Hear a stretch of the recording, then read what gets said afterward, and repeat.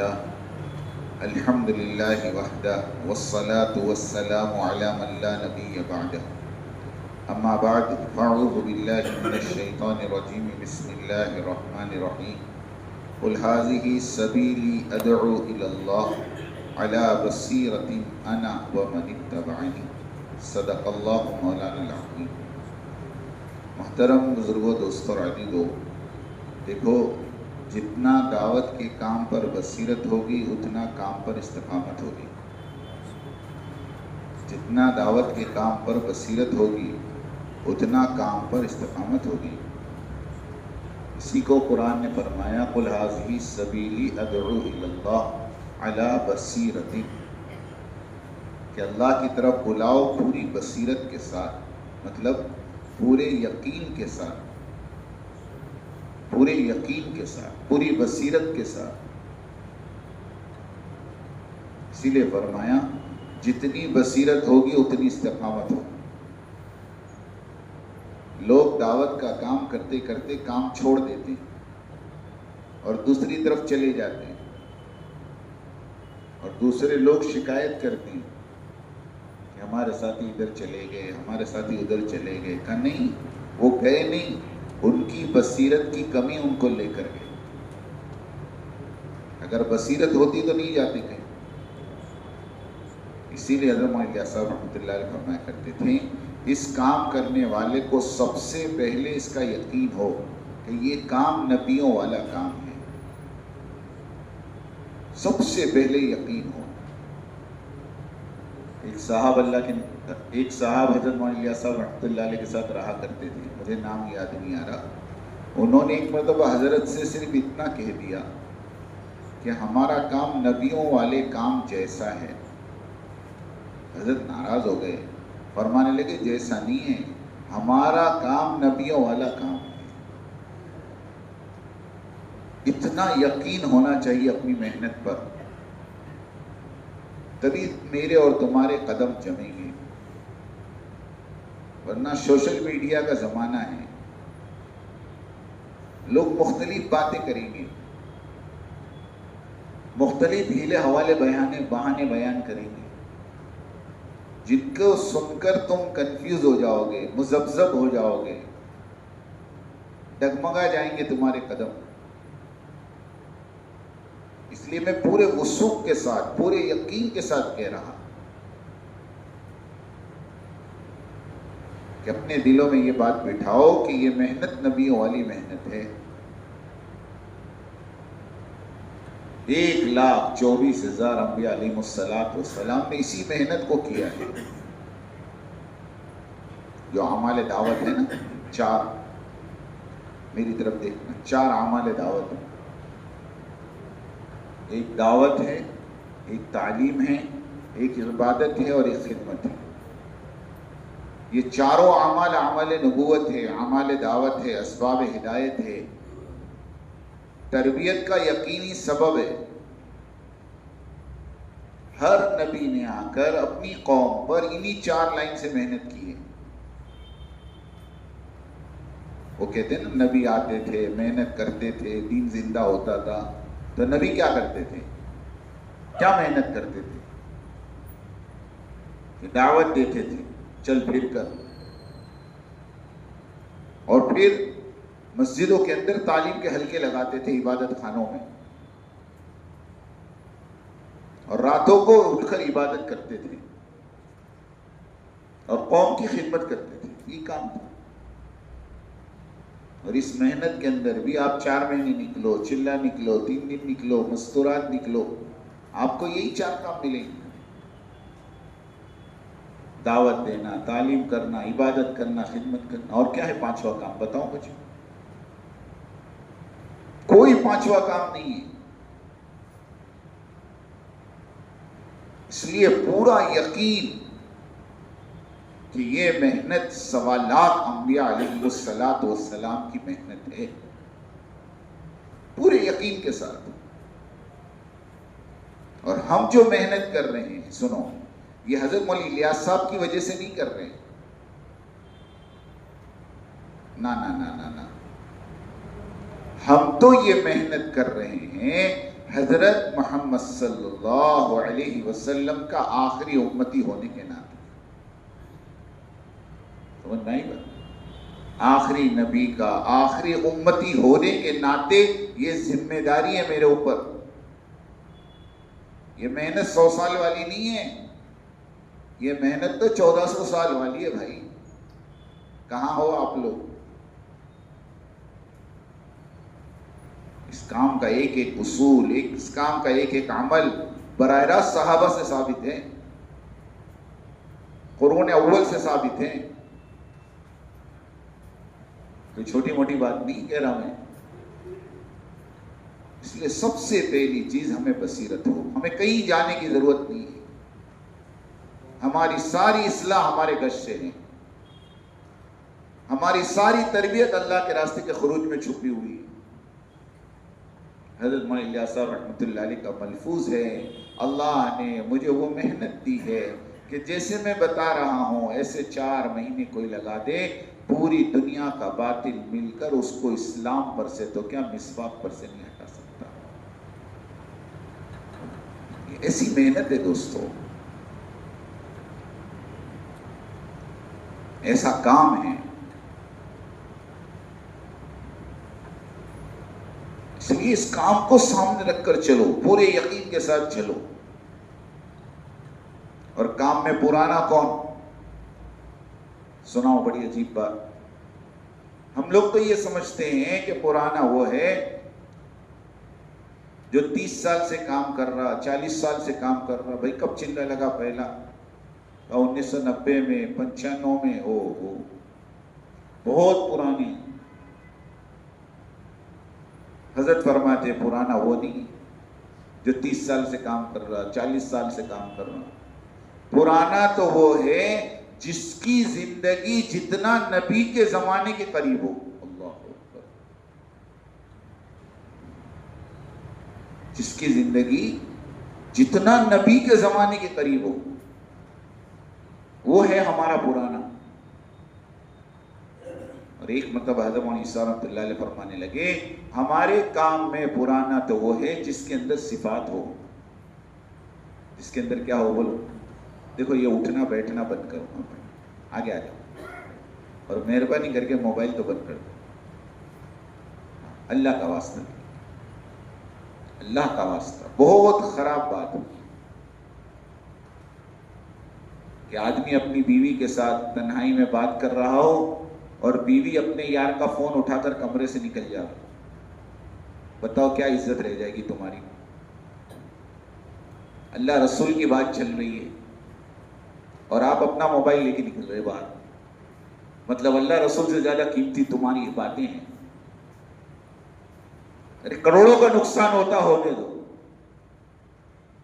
अल्लाह रसूल से बढ़कर कोई नहीं।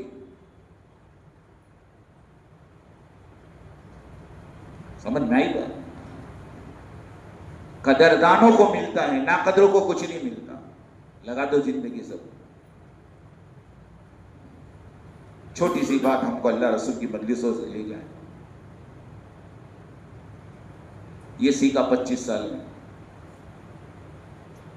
कितना बड़े से बड़ा, हटाओ उसको, बल्कि बंद करके बैठा करो। तो मैं कह रहा था हमारे काम का पुराना तो वो है, हमारे काम का पुराना तो वो है जिसकी जिंदगी सिफात से भरी हो। सिफात असल है।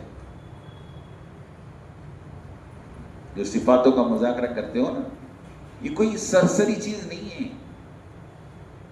हम लोगों ने चंद अल्फाजों में बांध दिया, ईमान, यकीन, अमाल, नमाज, जिक्र, इल्म, इकराम, इखलास, दावत। नहीं नहीं नहीं, बहुत बड़ी बात है। आपको चंद बातें खाली समझाते जाऊं। ईमान किसको कहते हैं? ईमान किसको कहते हैं? मुख्तलिफ आपके पास अल्फाज होंगे। अल्लाह से होता है, किसी से कुछ नहीं होता, अल्लाह के गैर से कुछ नहीं होता। सब बातें ठीक है, मैं किसी की नफी नहीं करता, लेकिन मैं ये कह रहा हूं ईमान इसको कहते हैं कि जाहिर के खिलाफ अल्लाह और अल्लाह के रसूल की बात को मानना। जाहिर के खिलाफ, नजर कुछ भी आ रहा हो, लेकिन मेरा तुम्हारा यकीन खबर पर हो। समझ में आ रही बात? अल्लाह और अल्लाह के रसूल की बात के सामने कुछ, चाहे समझ में आवे या ना आवे, चाहे मेरी अकल उसको तस्लीम करे या ना करे, कसम खुदा की। अल्लाह के नबी ने कसम खा के फरमाया, अल्लाह के नबी ने कसम खाई, मैं कसम खाता हूं सदका करने से माल कम नहीं होता। ये खबर है। और नजर क्या कह रही? बोलिए, 100 में से 25 सदका कर दिया तो 75 बचे। बोलो, नजर कह रही कम हो गया, खबर कह रही कम नहीं होता। अब किसकी मानना? खुद कुरान कह रहा है, यमहकुल्लाहु रिबा व युर्बिस सदक़ात। अल्लाह सूद को मिटाते हैं, सदक़ात को बढ़ाते हैं। ऐसी कई बातें आपके सामने आएगी जो आपकी अकल के खिलाफ होगी। आप चमड़े का मोजा पहनते हो, आपको मसा करने का हुक्म है, चमड़े के मोजे पे मसा ऊपर होता है, धूल नीचे लगती है। कहां लगती है? देखो, बंद कर दो, धूल कहां लगती? और हाथ कहां फिराते? फरमाया पूरा इस्लाम अकल के खिलाफ है भाई। और इसको मिन व अन मान लेने का नाम ईमान है। सहाबा की ये सिफत थी, अल्लाह के नबी की बात को अपनी आंखों से ज्यादा मानते थे। कहते थे हम गलत देख सकते हैं, गलत बोल सकते हैं, गलत सुन सकते हैं, लेकिन अल्लाह के नबी गलत नहीं बोल सकते।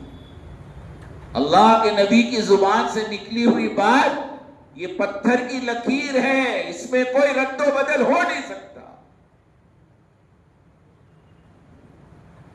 एक सहाबी अल्लाह के नबी की हर बात लिख लिया करते थे।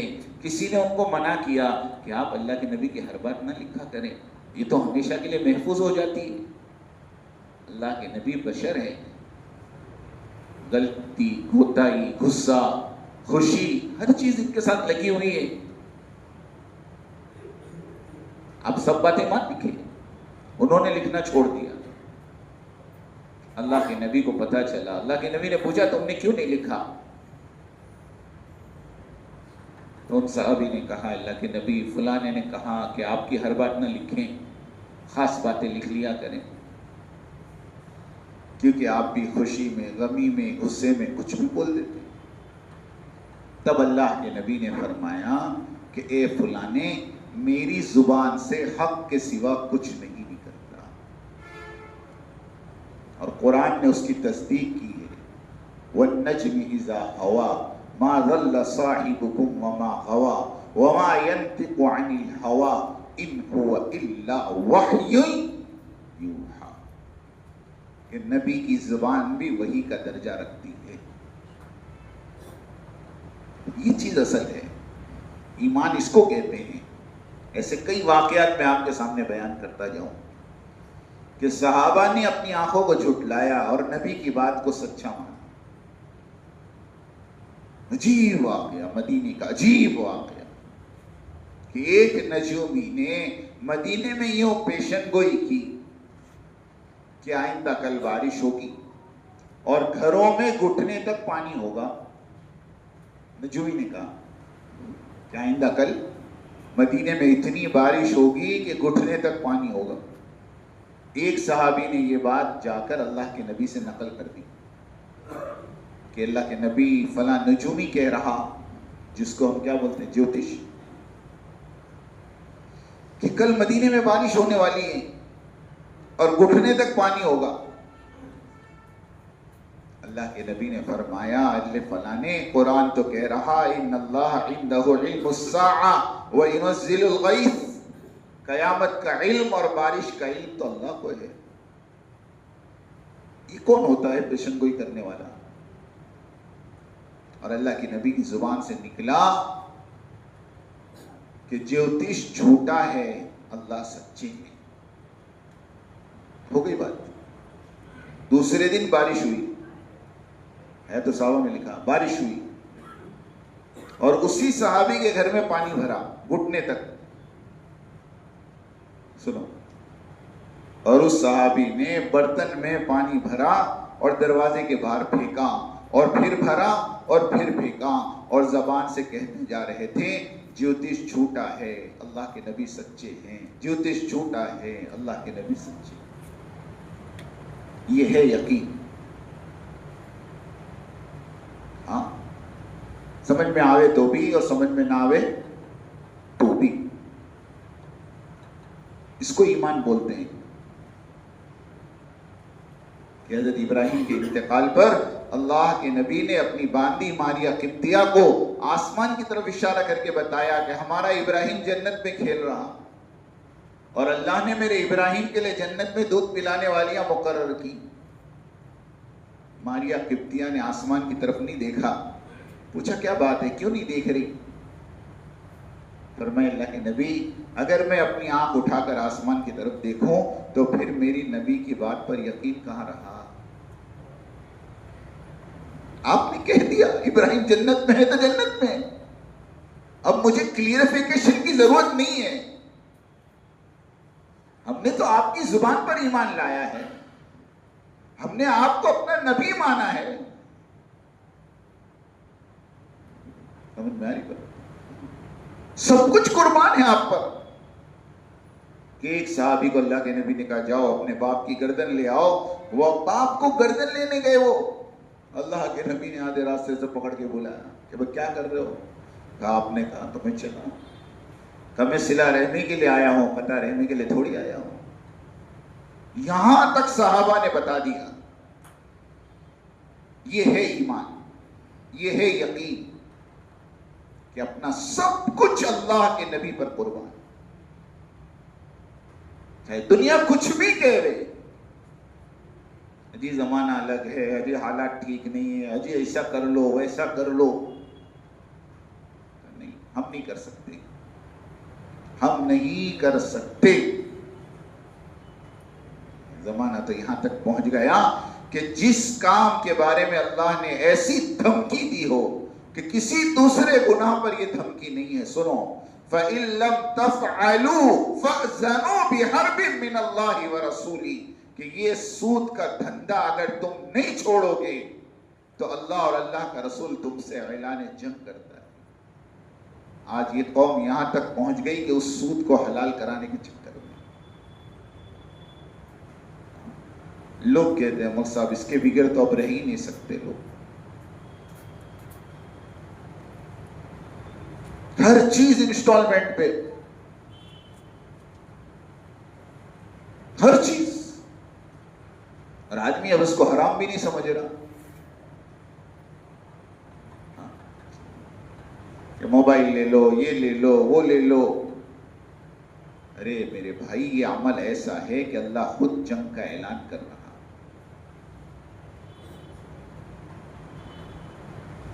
इसके लिए अल्लाह का वास्ता दे के कहता हूं, अल्लाह और अल्लाह के रसूल की बात को अपनी आंखों से ज्यादा माना करो। ये ईमान है। और दूसरी सिफत जो नमाज है ना, नमाज क्या है? ये 5 टाइम की नमाज पढ़ ली, अपने आप को नमाजी समझ ली, ज्यादा से ज्यादा इशराक चाश्त अवाबीन का एहतमाम कर लिया। नहीं मेरे भाई, नमाज तो इसलिए थी कि ये नमाज तेरी दुनिया और आखिरत के तमाम मसले का हल होती। सहाबा ने सिर्फ नमाज नहीं पढ़ी, सुनो ध्यान से, सहाबा ने सिर्फ नमाज नहीं पढ़ी, बल्कि इस नमाज के जरिए से अपने हर मसले को हल करवाया है। ये बड़ी अजीब बात है कि एक हफ्ते की औरत मुसलमान हुई, ईमान कबूल करके अपने 12 साल के बच्चे के साथ मदीना आई, और हफ्ता हुआ अल्लाह के नबी ने बच्चे को असहाब सुफ़ा में बिठाया और उस औरत को अल्लाह के नबी ने मदीने में नुसरत वाले मकान में भेजा। 1 हफ्ता या 10 दिन हुए होंगे, वबा फैली मदीने में और उसका बच्चा उस वबाई बीमारी में शहीद हो गया। लोगों ने आकर अल्लाह के नबी को खबर दी कि अल्लाह के नबी वो फला लड़का बच्चा इंतकाल हो गया 12-13 साल का। अल्लाह के नबी ने कहा उसकी माँ को खबर की? नहीं की। कहा जाओ माँ की खबर करो। कैसा ताल्लुक अल्लाह से देखो। उस माँ ने आकर बच्चे के दोनों पैर पकड़े हैं और अल्लाह से इतना ही कहा कि अल्लाह मैं ईमान ले आई, अगर ये बच्चा चला गया तो मेरी बरादरी वाले मुझे ताना देंगे। इस बच्चे को तो कयामत में भी जिंदा करने की ताकत रखता है और इस बच्चे को आज भी जिंदा करने की ताकत रखता है। तुझे तेरी कुदरत का वास्ता, तो मेरे बच्चे को जिंदा कर दे। सहाबा कहते थोड़ी देर गुजरी थी, हमने उन पैरों में हरकत पाई और थोड़ी देर के बाद वो बच्चा जो थोड़ी देर पहले मर गया था उठ के बैठ गया और उस वक्त तक जिंदा रहा जब तक उसकी मां जिंदा रही। ये थी नमाज, ये थे अल्लाह से ताल्लुक। कि रास्ता चलते चलते खच्चर मर गया, अल्लाह के रास्ते में जा रहे, खच्चर मर गया, खच्चर पर सामान है ना, और वो खच्चर मर के गिर गया। साथियों ने कहा भी कि खच्चर मर गया, इसका सामान निकाल कर हमारे खच्चर पे बांध दो और हमारे खच्चर पे सवार हो जाओ। उन्होंने कहा नहीं, तुम आगे चलो, मैं अभी आता हूं। ये जुमले याद रखना, ये जुमले उस यकीन को बताते हैं जो इनको अपनी नमाज पर था। कैसा यकीन कि तुम चलो मैं आता हूं। मैं मजाक में कहता हूं, मेरे तुम्हारे जमाने का कोई आदमी होता ना, तो चूंकि हम लोग तो प्रैक्टिकल लोग हैं ना, हम क्या कहते खबर कि भाई देखो 2 रकात पढ़ के देखता हूं, जिंदा हो जाए तो ठीक है, वरना तुम अपने साथ तो ले जाइए, मेरे को अकेले कहां जंगल में छोड़ दो। नहीं, उन्हें यकीन था कि अभी तो पढ़ूंगा, अभी मेरा काम होगा। इसीलिए निजामुद्दीन में फजर के बयान के बाद हजरत बयान फरमा रहे थे और बयान में कहने लगे कि नमाज पढ़कर कामों का बन जाना ये कोई ताज्जुब की बात नहीं। नमाज पढ़कर कामों का बन जाना ये कोई ताज्जुब की बात नहीं। ताज्जुब तो इस पर है कि नमाज पढ़कर भी काम नहीं बन रहे। अरे पानी में शक्कर डालो मीठा हो जाए, कोई ताज्जुब की बात है? नहीं, एक गांव में पानी के अंदर शक्कर डालने पर भी पानी मीठा ना हुआ तो क्या हाँ कहां हुआ बताओ? ताज्जुब तो इस पर है कि आज अल्लाह माफ करे, नमाजों से काम नहीं बन रहे, नमाजों पर यकीन नहीं रहा। एक साहब मेरे पास आकर कहने लगे, एक दुकान का मसला है, भाड़ूत खाली नहीं कर रहा, हजरत को दुआ कर दो अल्लाह आसान कर दे। मैंने उनको कहा कि 2 रकात नमाज पढ़ लो सलातुल हाजत की, और ये दुआ है ला इलाहा इल्लल्लाहुल हलीमुल करीम, जो फज़ाइल नमाज में भी है और मुंतखब में भी है। ये दुआ उनको बताई। मैंने कहा ये दुआ पढ़कर अल्लाह से मांगो, इंशाअल्लाह अल्लाह तुम्हारी हाजतों को पूरा करेगा। तो उन्होंने बड़े अजीब अंदाज में कहा, मुझसे वो तो पढ़ के देख लिया, उससे तो कुछ हुआ नहीं।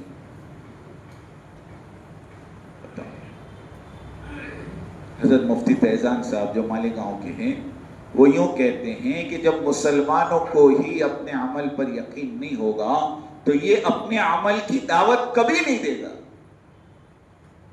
सच्ची कहता हूं, कभी नहीं देगा वो दावत। मुसलमान को यकीन नहीं। ईमानदारी से बोलो गंगापुर वालों, जो आदमी मार्केट में खड़े रहकर यूं कहे मेरा दही खट्टा है, उसका दही कभी बिकेगा? वो तो खट्टे से खट्टा दही वाला भी क्या कहे, मेरा दही तो ऐसा कि पूरे गंगापुर में न मिले तुमको। अरे सही कह रहा हूं गलत कह रहा हूं? अब हम ही कह रहे हैं हमारा दही खट्टा है, तो कौन खरीदेगा हमारा माल? मुसलमान कह रहा नमाज से क्या होता है? हजरत कह रहे थे, मुसलमान कहता है खाली कलमे नमाज से क्या होगा, हम भी कह रहे खाली कलमे नमाज से तो कुछ नहीं होगा। खाली कलमे नमाज से तो कुछ नहीं, भरेली होनी चाहिए कुछ। अरे क्या होनी चाहिए? हमारी नमाजें खाली हो गई, कलमे खाली हो गए, जिंदगी सिफात से खाली हो गई, तो पूरी दुनिया में मुसलमान फुटबॉल बन गया। जैसे फुटबॉल वर्ल्ड कप हुआ ना, किसी ने बड़ी अच्छी मिसाल दी इस पर। 1.5 घंटे का मैच हुआ, एक तरफ 11 एक तरफ 11, सीटी बजा के गेम शुरू होता, सीटी बजा के गेम। कब वो 1.5 घंटे के अंदर एक बुजुर्ग ने देखा कि एक बॉल है, उसको ये लोग भी 11 के 11 मारते हैं, वो भी 11 के 11 मारते हैं, और हाथ लगे तो सीटी बज जाती है। फाउल, हाथ नहीं लगाने का, क्या करने का, पैर से मारो। अब ये उड़ाकर यूं फेंकते हैं, ये उड़ाकर यूं फेंकते हैं, जिसके हाथ में आवे बस वो। तो जब मैच पूरा हो गया, देखो हंसने की बात नहीं, समझने की बात है। उस अल्लाह वाले ने उस बॉल से पूछा कि तेरा ये हाल कैसे हो गया? हम 1.5 घंटे से देख रहे, तुझे मार रहे मार रहे मार रहे, इधर वाले इधर ले जाते हैं, इधर वाले इधर ले जाते हैं। तो उस बॉल ने जो जवाब दिया, बड़ा अजीब जवाब दिया। उस बॉल ने कहा कि हजरत, बात असल में यह है कि मैं अंदर से खाली हूं, इसलिए मेरा यह हाल है। अगर मैं अंदर से भरा होता तो किसी की हिम्मत नहीं थी मेरे को पैर मारने, इसका पैर टूट जाता। समझ में आ रही बात? आज ये हो गया, हम अंदर से खाली हो गए, हमें नमाज का यकीन नहीं रहा। वरना ये वो कौम थी जो अपने बड़े से बड़े मसले को 2 रकात पर हल करती थी। मां चिरागुद्दीन साहब का ये जुमला आपने अक्सर सुना होगा। मां चिरागुद्दीन साहब बड़े वजद में आकर कहते हैं कि जो मुसलमान 2 रकात से अपने मसले हल नहीं कर सकता, वो उम्मत के मसले क्या हल करेगा? तुम्हारा सर का दर्द हल नहीं होता, उम्मत का क्या हल करवाओगे तुम? तो अपनी नमाजों को वहां तक पहुंचाओ। हजरत ने एक मरतबा कारगुजारी में मेवात वालों से कहा, मेरा ये दिल चाह रहा था कि मेवात में कुछ बस्तियां ऐसी तैयार करें जहां 100% नमाजी हो। मेवात वालों ने दिल पे लिया और 1 साल के अंदर कई बस्तियां 100% नमाजी खड़ी करी और लाकर कारगुजारी में पेश की। और बड़े माशाल्लाह कौलत हजरत आपने कहा, माशाल्लाह ये करके बताया कि ये बस्तियां हैं जहां पर एक भी बेनमाजी नहीं। हजरत ने फरमाया, अल्लाह आपको जज़ाए खैर दे। अब तो हम ये चाह रहे थे कि इन 100% नमाजियों की बस्तियों में ऐसे कितने नमाजी हैं जो नमाज से अपने मसाइल को हल कर। अब इसकी कारगुजारी लेकर कि असल तो ये नमाजी बन जाना असल नहीं है, अपनी नमाज पर पूरा यकीन। मैं सच्ची कहता हूं, हिदायत किसको कहते हैं? मौलाना सईद अहमद खान साहब ने लिखा, हिदायत किसको कहते हैं? जवाब इतना बेहतरीन है कि आपके रोंगटे खड़े हो जाए। मौलाना सईद अहमद खान साहब फरमाते हैं, जो 500 रुपए की नोट में और जो 500 रुपए की नोट से होता हुआ नजर आ रहा, वो 2 रकात नमाज से होने लगे, तो समझ जाना कि तुम हिदायत की पहली सीढ़ी पर हो। इसलिए पुराना तो उसको कहते हैं जो अपनी नमाज को वहां तक पहुंचाए। और तीसरी सिफत तो इससे जबरदस्त है, इल्म। इल्म किसको कहते हैं? आप मेरे जैसा कोई बयान करने वाला हो जाए, आप समझ जाते मौलवी साहब माशाल्लाह बहुत इल्म है। नहीं नहीं नहीं, मैंने खुद अपने कानों से सुना कि एक आदमी 2 घंटे ईमान पर बोले, 2 घंटे, और हो सकता है उसको ईमान की हवा तक न लगी। समझ में आ रही बात? इल्म इसको नहीं बोलते। मुफ्ती फैजान साहब ने गालिबन, हाँ, उनके बयान में मैंने सुना कि एक मुल्क के अंदर इस्लामिक क्या बोलते सेंटर था, और उन्होंने 3 दिन का प्रोग्राम रखा और पूरी दुनिया से बड़े बड़े स्कॉलरों को बुलाया। उस वक्त हमारी कोई जमात भी उस मुल्क में थी, उसको भी दावत दी, वो जमात भी वहां पहुंची। 3 दिन का प्रोग्राम था। और मुख्तलिफ मजलिसें थी, ईमान पर, यकीन पर, तौहीद पर, तसव्वुफ पर, कुरान पर। ऐसे बड़े बड़े स्कॉलर जो घंटा घंटा, डेढ़ डेढ़ घंटा एक एक टॉपिक पे बात करते थे, उनको बुलाया और उनकी पूरी लिस्ट लगी थी। मुफ्ती फैजान साहब कह रहे थे वो जमात ने जाकर वो जब लिस्ट को चेक किया तो आपके पैरों से जमीन निकल जाएगी। उसके अंदर 50 से 60% तो यहूदी थे, एक भी मुसलमान नहीं थे। समझ रहे? एक इल्म ऐसा नहीं है, जाहिरी इल्म तो अल्लाह किसी को भी दे देते हैं। खुद मुफ्ती सलमान मंसूर पुरी दामत बरकातुम जब भी जिंदा है, उन्होंने हमारे डावेल मदरसे के जामिया में बैठकर ये बात सुनाई थी कि हम लोग तुर्की गए और तुर्की के मदरसे की विजिट की, तो उस मदरसे के अंदर हदीस पढ़ाने वाली औरतें स्कर्ट और टॉप में हदीस का दर्स दे रही थी। और मौलाना पूना वाले ने किस्सा सुनाया, वो भी सुना दो आपको, कि एक आदमी ने तफसीर लिखी।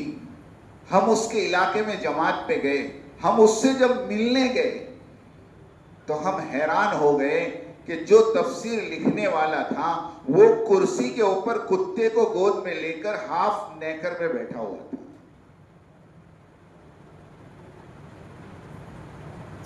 इल्म ये नहीं है, इल्म तो कुरान कहता वर्रासिखून फिल इल्म यक़ूलूना आमन्ना बी। इल्म तो असल में रासिखीन। और एक जगह फरमाई इन्नमा यख्शल्लाह मिन इबादिहिल उलमा। उलमा कौन? जो अल्लाह से डरते हो,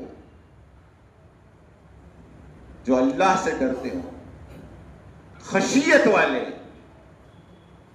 जो आदमी अल्लाह से डरे, अल्लाह की बुजुर्गी का इल्म है उसको। वरना जाहिरी इल्म तो इंसान को जरी बनाता है। मैं नहीं कह रहा, मुल्ला अली कारी रहमतुल्लाह अलैह ने अपनी किताब में लिखा है कि बगैर हकीकत वाला इल्म इंसान को तकब्बुर में डालता है। ये जो जुमले आते हैं ना, I am something, I know, अच्छा आई नो बोलता है जोर से, मैं जब जानता हूं भाई, सब जानता है तो उसको छोड़ दो। मेरी तो ये आदत है गश्तों में भी, गश्तों के दौरान कल ही एक मुलाकात में एक ने कहा आगे जाओ, मैंने कहा ठीक है आगे चले जाएंगे, कोई बात नहीं। अल्लाह के दीन की बात इतनी सस्ती नहीं है कि तू तवज्जो ना करे और हम तुझे सुनावें। जब तू बेनियाज है तो अल्लाह तेरे से ज्यादा बेनियाज है। खुदा की कसम अल्लाह किसी का मोहताज नहीं, सच्ची कह रहा हूं। इसलिए अल्लाह की बुजुर्गी, अल्लाह की बड़ाई ये असल है। जितना आदमी के अंदर इल्म आता है ना, आदमी उतना झुकता है। सहाबा की सबसे बड़ी सिफत थी कि अल्लाह के नबी कोई भी बात पूछते थे, अल्लाह के नबी को सहाबा एक ही जवाब देते, अल्लाह और अल्लाह के रसूल ज्यादा जानते। हाँ, ला अदरी, हम नहीं जानते, ये सबसे बड़ा इल्म है। मैं सब कुछ जानता हूं, ये सबसे बड़ी जहालत है। इससे बड़ा जाहिल कोई नहीं है दुनिया में। तो पूरी दुनिया को कहता हूं, जिस पेड़ के अंदर फल लगते हैं ना, वो पेड़ झुकता है, और जिस पेड़ के अंदर फल नहीं होते वो अकड़ता है। जो असल में अल्लाह वाले होते हैं, जो असल में इल्म वाले होते हैं, उनके अंदर आजिजी होती है, उनके अंदर मिस्किनत होती है, वो अपने आप को कुछ नहीं समझते हैं। हाँ, एटीट्यूड वाले नहीं होते हैं।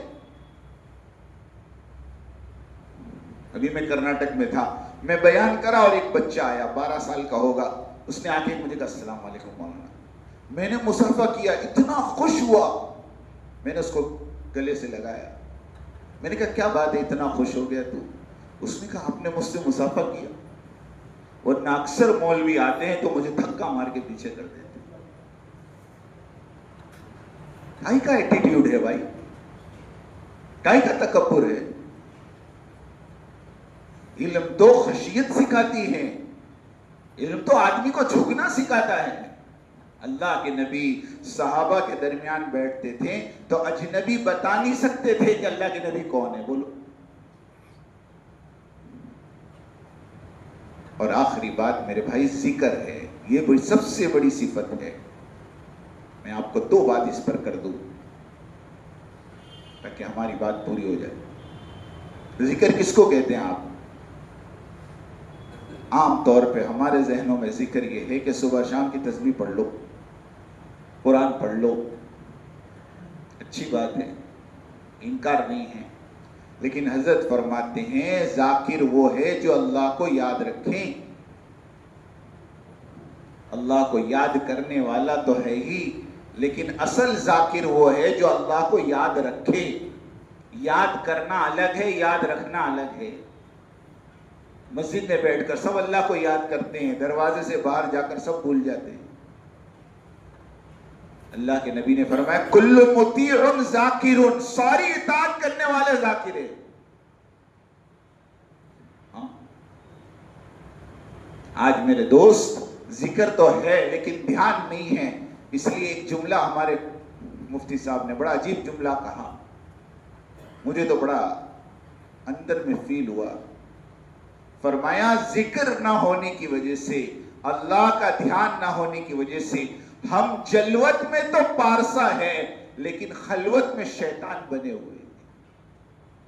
सबके सामने तो मुत्तकी पारसा और तन्हाई में, और दरवाजा बंद होते ही सारी लिमिट खत्म। इसीलिए तो हदीस में आता है कि जिसकी बीवी कल कयामत के दिन गवाही दे देना उसका बेड़ा पार है। मुझे किसी ने कहा बीवी कब गवाही देगी, मैं कहा तो नहीं देगी। एक बुजुर्ग थे ना, वो बुजुर्ग को पूरा गांव बुजुर्ग मानता, घरवाली नहीं मानती। बोलो, उन्होंने अपनी बुजुर्गी दिखाने के लिए गांव की जो सबसे ऊंची इमारत है वहां से छलांग मारी और हवा में उड़े, करामत दिखाई पूरे गांव को, और पूरा गांव देखने के लिए जमा हुआ। ऊंचाई पे थे, पता नहीं चला कौन है।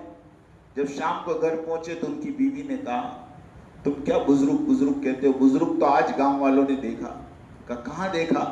आसमान पे उड़ते हुए।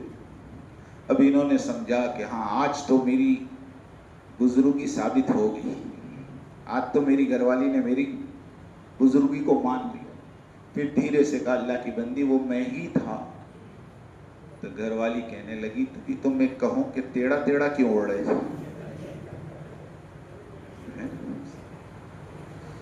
घरवाली तो कभी माने नहीं, लेकिन अल्लाह के नबी ने कहा जिसकी घरवाली गवाही दे। क्यों?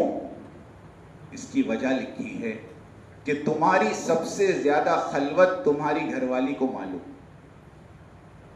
तुम्हारी तन्हाई किसको मालूम है?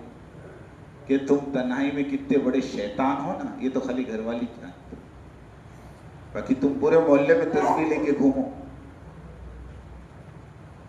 और वो खलवत की विलायत उसी को मिलती है जिसको 24 घंटे अल्लाह याद होते हैं।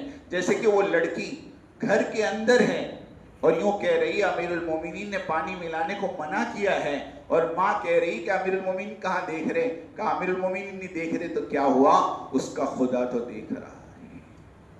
वो अब्दुल्ला इब्ने उमर चरवाहे को कह रहे बकरियां बेच दें, और वो कह रहा कि मेरी नहीं है। कहा मालिक को कह देना भेड़िया खा गया। कह रहा फाइन अल्लाह, अरे अल्लाह कहां चले जाएंगे? ये चीजें हैं सर। तो ऐसा हमारा ईमान, हमारा यकीन कि हम अपनी नजरों को ठुकराए अल्लाह के हुक्म के सामने। ऐसी नमाज के 2-2 रकात पढ़कर हमारे मसले हल होने शुरू हो जाए। ऐसा इल्म कि अल्लाह का डर, अल्लाह का खौफ हमारे अंदर पैदा हो जाए। और ऐसा जिक्र कि 24 घंटे हम अल्लाह की नाफरमानियों से बचने लगे। जिस दिन मेरे भाई ये सिफात आ गई उस दिन समझना कि पुराने हो गए। अभी तो इकराम, इखलास और दावत बाकी है, वक्त नहीं है। इसलिए मेरे दोस्तों मेहनत मौत तक करनी है। इन तमाम चीजों को अपने अंदर लाने के लिए खुरूज के अलावा कोई रास्ता नहीं है, याद रखो। एक आखिरी बात आप गंगापुर वालों को बता कर जाऊं, पूरी मेहनत की जान ही खरूज है, पूरी मेहनत की जान खरूज है, बस याद रखो। जिस्म बहुत अच्छा है, अगर उसमें जान नहीं है तो क्या फायदा है। हमारा काम बहुत अच्छा है, मगर उसमें से खरूज निकल गया तो जान निकल जाएगी। इसलिए खरूज तो जरूरी है। हर साथी आज तय करे इंशाअल्लाह, हमारा सालाना, माहाना और रोजाना, हमारा सालाना, माहाना, रोजाना की तरतीब हर साथी बैठकर बनाए। मैं सच्ची कहता हूं, ये आपकी अमानतदारी है।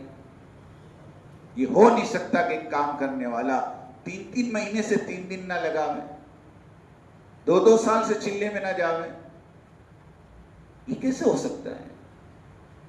आदमी बेचैन हो जाए, मेरा वक्त नहीं लगा।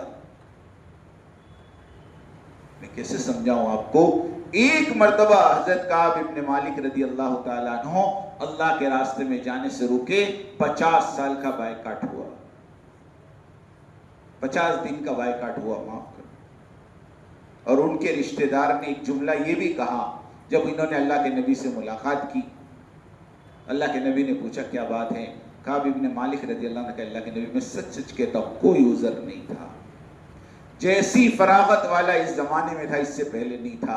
अल्लाह के नबी ने कहा उठ जा, तेरा फैसला अल्लाह करेंगे। जब वो बाहर निकले तो इनके खानदान वालों ने कहा कि तुमने इससे पहले कोई गुनाह नहीं किया था, अगर तुम माफ़ी मांग लेते अल्लाह माफ़ कर देते। मैं आपसे सवाल पूछता हूँ, आपसे सवाल पूछता हूँ कि ऐसा जुमला क्यों कहा कि तुमने आज से पहले कोई गुनाह, तो अभी कौन सा गुनाह किया? आप समझ रहे मेरी बात को? जुमले को समझ में आ रही बात? कोई आपसे यूं कहे कि आज से पहले आपने कोई गुनाह, तो आज कौन सा किया? इस जुमले की थोड़ी सी डिफिनेशन करो ना, थोड़ी सी तहकीक करो तो पता चलता ये जुमला बता रहा है कि सहाबा के नजदीक अल्लाह के रास्ते में न जाना गुनाह था। इसीलिए तो कहा ना कि आज से पहले कोई गुनाह। तो अल्लाह के रास्ते के खुरूज से रुकना, इसको जब तक हम काम करने वाले गुनाह नहीं समझेंगे तब तक आप नहीं करना। अभी हमारी बात आई है आज ही हमने एक बात पढ़ी, अल्लाह माफ करे हज़रत महबूब साहब को, अल्लाह ने बड़ा इल्म दिया। उन्होंने कहा कि अगर दावत और इबादत में फर्क नहीं समझोगे तो जैसे इबादत में रुखसत है ऐसे दावत में भी रुखसत तलाश करो। बहुत बड़ी बात है। अगर दावत और इबादत में फर्क नहीं समझोगे तो फिर जैसे इबादत में रुखसत है ना, सफर में हो तो 2 पढ़ लो, बीमार हो तो बैठ के पढ़ लो, अरे है कि नहीं, रोजा घर जाके पूरा कर लो, का इस तरह की रुखसतें दावत में तलाश करो। और दावत और इबादत का फर्क समझ में आ गया तो फिर ऐसी हरकतें। इसलिए सारा मजमा आज नियत करे इंशाअल्लाह हमें अपनी सालाना तरतीब बनाना आएंगे इंशाअल्लाह। इसके लिए तय करो हर साल 6-6 महीने है ना, राजस्थान का जो महीना है निजामुद्दीन का, कौन सा है? मई जून है ना। मई और जून में तो निजामुद्दीन जाना, जुलाई अगस्त सितंबर घर में रहना, अक्टूबर नवंबर दिसंबर जनवरी, ये 4 महीने अल्लाह के रास्ते, फरवरी मार्च अप्रैल घर में रहना, जून जुलाई फिर निजामुद्दीन। ऐसा गंगापुर सिटी के अंदर कुछ लोग आज खड़े होकर नियत करें कि इंशाअल्लाह हम आज के मजमे में नियत करते हैं 2027 से हमारे 4 महीने उमूमी और 2 महीने निजामुद्दीन के लगे। कौन है बताओ, खड़े रहकर बोलो।